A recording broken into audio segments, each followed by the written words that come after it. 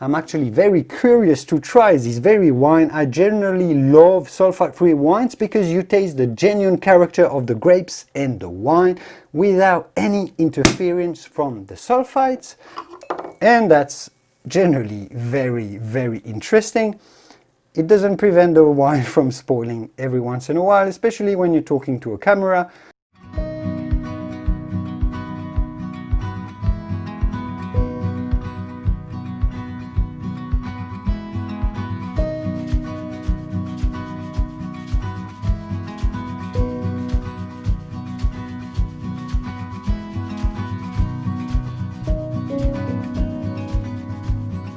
Hello, bonjour, this is Julien, the French winemaking guy who makes wine videos here on YouTube, and this is episode number 54 of my Tasting with Julien series, where I taste and explain interesting aspects of the world of wine with you. I know my glass is empty for now, but it'll change in a moment.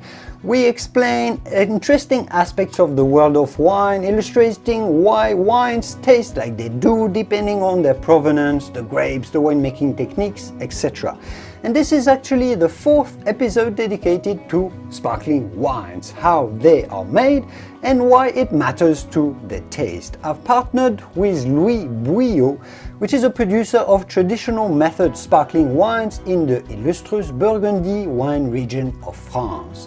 They make fantastic sparkling wines. Let me spoil it for you. Those are called Cremants de Bourgogne, from some of the best terroirs for sparkling wines in France, but in Burgundy, not in Champagne. And they are truly fascinating wines to explore. So in previous episodes we looked at the different grapes used to make sparkling wines and why the grape matters to that. We looked at how they taste different depending on the grapes. We looked at different terroirs and we looked at the influence of the vintage conditions as well. I certainly recommend you check those out after watching this video to learn more about those different fascinating aspects. Today I want to highlight innovations and advancements, new trends in the world of sparkling wines, illustrating those trends with the three different wines. So one is an organic sparkling wine because yes, more and more wineries turn organic, and it often, if you ask me, when it's well made, it makes for wines that are more interesting. We'll find out if it's the case with this one. The other two wines are no added sulfites wines, because also, yes, it is possible, it's not easy, but it is possible to make even sparkling wines without using additional sulfites. And I can't wait to have a word about sulfites, but also to find out how these wines taste, as I find that sulfite-free or no added sulfites wines, when they are well made, again, have a really pure expression of fruit that is generally utterly enjoyable. But enough said for this, for now, as an intro, let's get into the wines.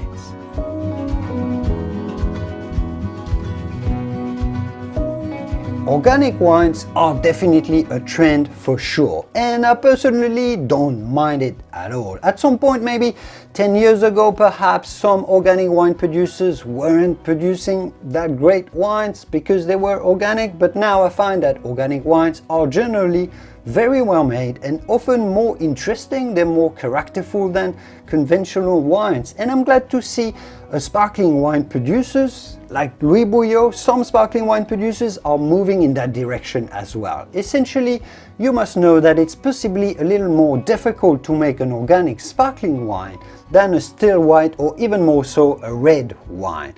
That's for one, because sparkling wines are often made in colder or cooler areas like Champagne or Burgundy. If we're talking about France, often those areas are more humid regions as well.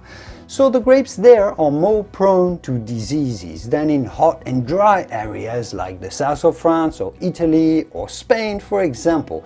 So it is a little harder because of this. The base wines used to make sparkling wines, that's reason number two, are also very subtle and delicate in flavors. So you really need very clean grapes, grapes that would have had a little bit of disease on them.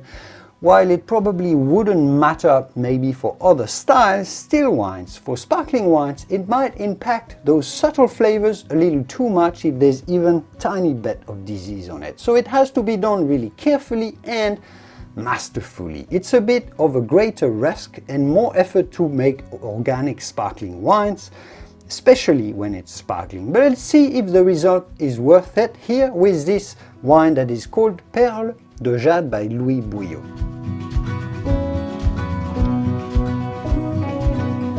So this is the first ever organic cuvée by this producer. Even though they make different wines, all very well crafted, I've tried quite a few of these and many different characteristics have all of these wines. They had not ventured into organic yet. It's done here with this cuvée that is a blend of different Burgundy grapes, namely, as the winery describes it, quote, aligoté for vivaciousness, tempered with the smoothness of Chardonnay and underscored by the structure of Pinot Noir, and an invigorating touch of Gamay. So dosage, the added sugar is at 12 grams per liter, and it's spent 12 months in bottle aging on the lees. Classic method traditionnelle, but it's made from organic grapes. But let's get tasting it, let's open the bottle and see what it actually tastes like. I can't wait. I don't think I've tried many organic wines very often, so this is going to be a very surprise for me. I can't wait. This sound is always delightful. Very nice smooth mousse. You can see that I'm using a broader glass than just a flute so I can taste it better. Beautiful color. It's bright light lemon yellow.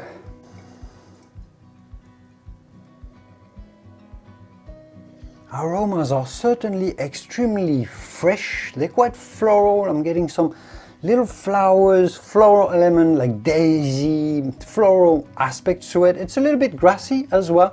And it's got this je ne sais quoi. Sometimes I get this with some wines, the impression that you're standing in a paddock in an early morning, a foggy early morning. It's got this freshness of pure air. When you know it's foggy, you get the air is so pure, you only get some delicate aromas that come through and come up the paddock and the air. And I'm definitely getting this impression here. A bit of pear as well. It's delicately lemony. There's this touch of brioche. Anyhow, it's all very, very delicate to smell at. I don't expect necessarily organic wines to be more fragrant or less, but certainly very, very delicate and subtle here on the nose. Let's dig into what it tastes like. So what really struck me first is the smoothness on this wine. You might have seen my face and my expressions while I was tasting it.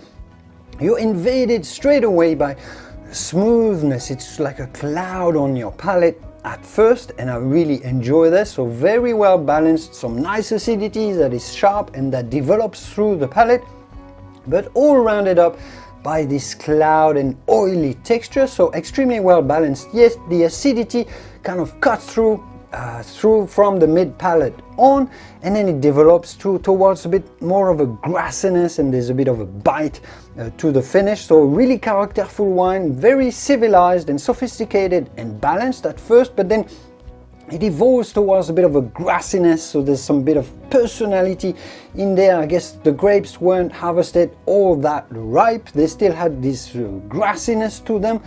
Lemony characters, some lime, the floral characters as well, the grapefruit, and this grassiness that is really the mark of this wine. And I actually love this because it's sophisticated. It's you can sense that it's been very well crafted and rounded up and mellowed and smoothened up by the process, but it retains the freshness of those kind of green, vibrant grapes that it's been made from. And perhaps that's one of the things that you gain from having an organic wine. You get the true expression of the grapes, and grapes that aren't necessarily all that perfect, all that ripe, but yeah, characterful.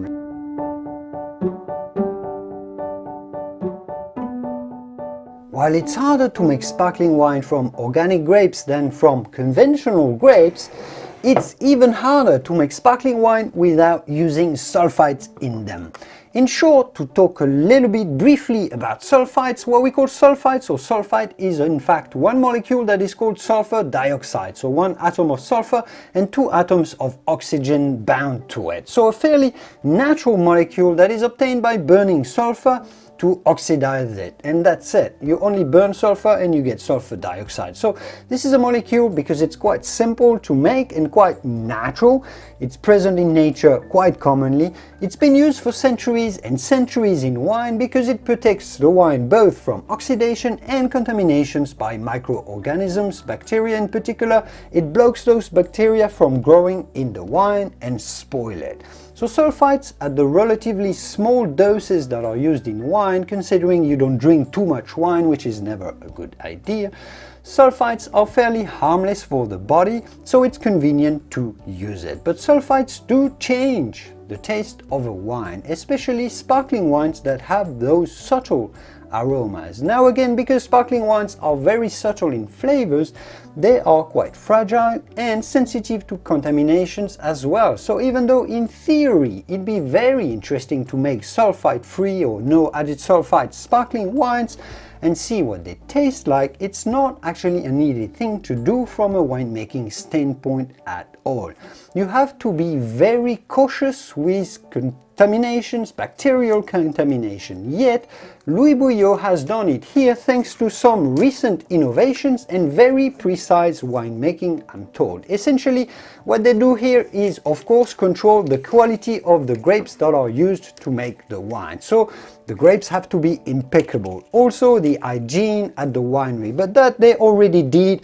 A lot of modern wineries do that. Perhaps it's pushed a little further in this case, but more importantly, when the grapes are harvested and pressed, instead of adding sulfites to protect the juice, they add some selected yeasts and bacteria that are harmless for the wine, but that protect it against bad microbes, preventing them from growing, the bad microbes, in the medium that is the juice. It's like an army of good bugs, if you wish, that protect the juice and the wine from potential invasions. Rather than using a chemical to protect the wine, they use good microorganisms. Does that make sense? That's how you make a sulfite-free sparkling wine, plus probably some extra measures on how to process the wine, of course. But enough said, I'm actually very curious to try this very wine. I generally love sulfite-free wines because you taste the genuine character of the grapes and the wine without any interference from the sulfites, and that's generally very, very interesting. It doesn't prevent the wine from spoiling every once in a while, especially when you're talking to a camera while explaining what the wine is all about. I can't wait to get into this wine and explain this story, what it tastes like now.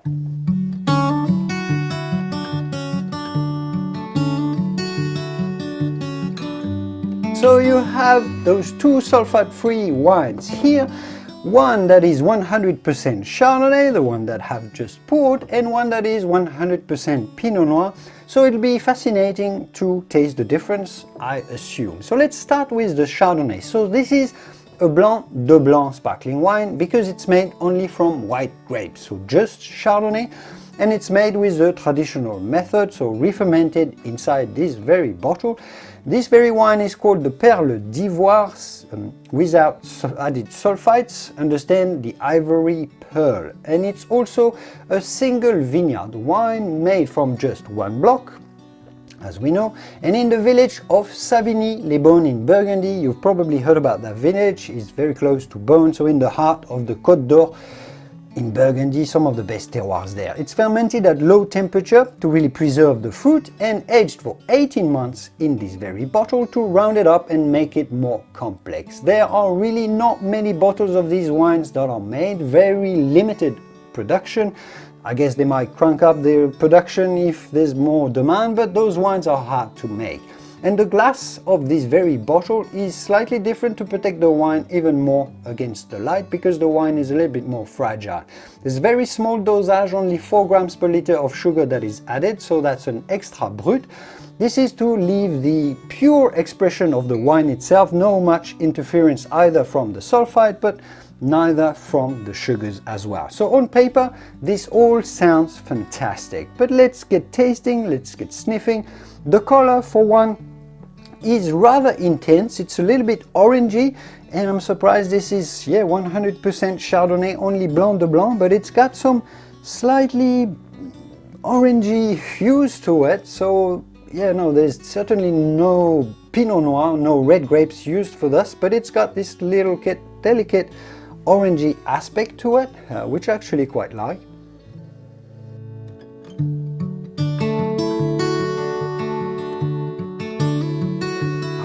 And this smells also extremely delicate. Wow, I'm getting the pure brioche with a bit of orange blossom on the nose.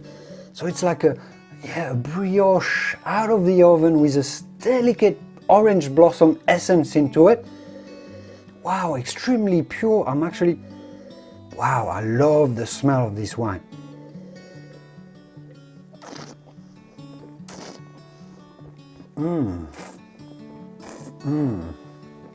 Oh wow, this is actually utterly brilliant. This orange blossom, kind of a bit of an orange liqueur type of flavors, but extremely delicate. It's slightly buttery and brioche. There's a lot of floral explosion as well, like really fresh lily flowers, elder It's smooth, it's acidic, but the bubbles are extremely smooth, and I love that freshness of the fruit and the brioche flavors.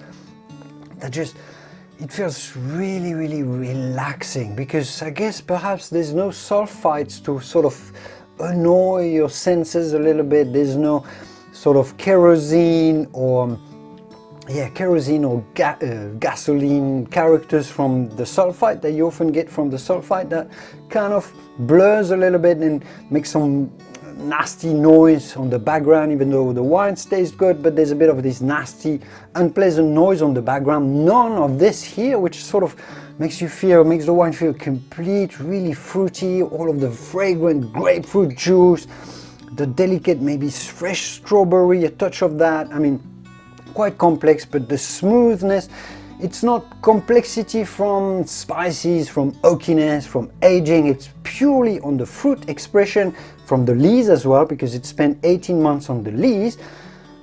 Anyhow, wow, I'm loving this wine.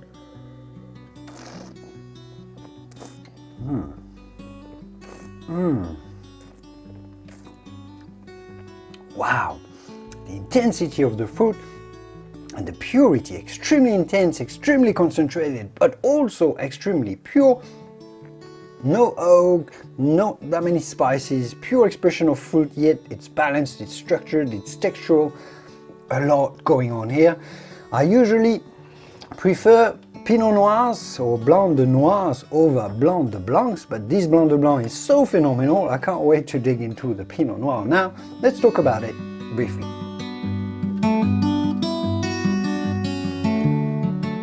So the second wine is called Perle de Nuit, with no added sulfites, of course. Understand the night pearl. And it's pretty much virtually the same characteristics as the previous wine. Low dosage, very low sugar, extremely limited production, special bottle to protect it, traditional method, but it's made, as we've said, with 100% Pinot Noir grapes. Oh, wonderful. I'm not a sommelier, so not always extremely precise with opening bottles of sparkling wines, and they are warming up a little bit as I'm speaking as well, which explains me not being extremely precise. The color is perhaps even brighter, surprisingly, with this Blanc de Noir. Sometimes the Blanc de Noir, because they're made from red grapes, from Pinot Noir, are a little bit taché, we say, or tainted from being made from red grapes. So sometimes you have some red pigments in those wines, but it's not the case here. A really bright lemon yellow color. Yeah. This is more on the marzipan, almondy, almond lollies, almond bakes, sort of almond, really, very much so, with a bit of a pomegranate as well as some apricot. So it's more on the riper, more stone fruity pomegranate. The pomegranate, I guess, you know, makes sense from the Pinot Noir because it's a red grape, so a little bit more on the red berries, perhaps pomegranate, grapefruity as well, more than the Blanc de Blanc that tend to remain on the citrus side of things. So maybe a bit riper, a bit more generous is what you perceive. The fruit is more generous, more sweeter sensation from the fruit character, if you wish, on the nose. Let's see what it tastes like.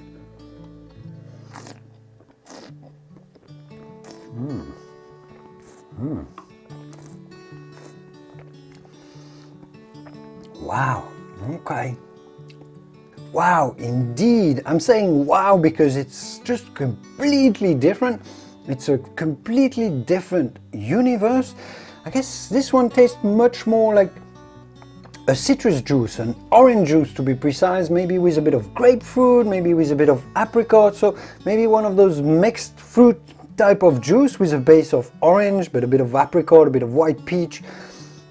It's extremely generous. There was more acidic tension on the Blanc de Blanc. This is more about the opulence, much more body, and I guess it makes sense because in sparkling wines we generally use Pinot Noir more for the body and the Chardonnay for the tension and the acidity, the minerality, the zinginess when we make blends. So the Pinot Noir here is much more opulent. It's really mouth-filling, really smooth. There's perhaps a little bit more phenolics at the end, so a bit more, yes, salinity, a bit more stringency to the finish, which definitely suggests this is more of a wine to go with food, and we'll talk in a moment about the food suggestions for those two.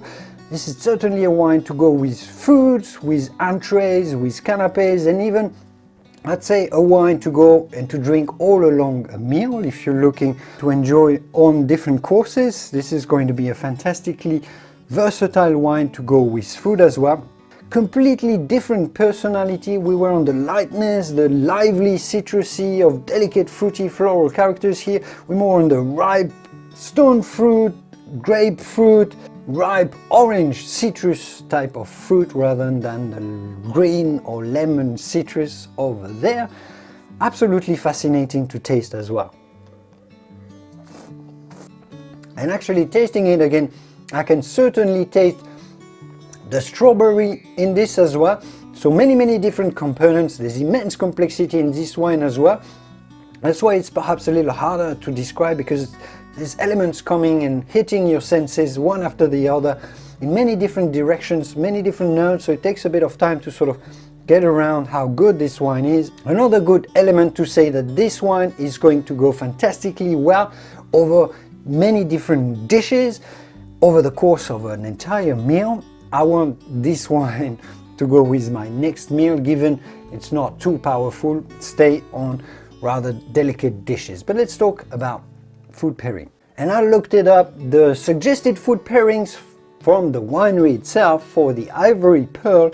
Louis Bouillot recommends delicate antipasti and canapes, but also interestingly they recommend spicy dishes and sweet and savory dishes. So Asian cuisine on this is a possibility. I had not seen it, but now I can see it, and I can see this working really well. For this wine, Louis Bouillot suggests a mushroom risotto. Yum, I can see that. That would go really well with the delicately earthy characters of this wine. They also recommend some baked stuffed tomatoes, just to give you some ideas, and I can see that as well. Many dishes would go really well on this wine. In particular, any day of the week, mushroom risottos with this wine. Oof, yes please.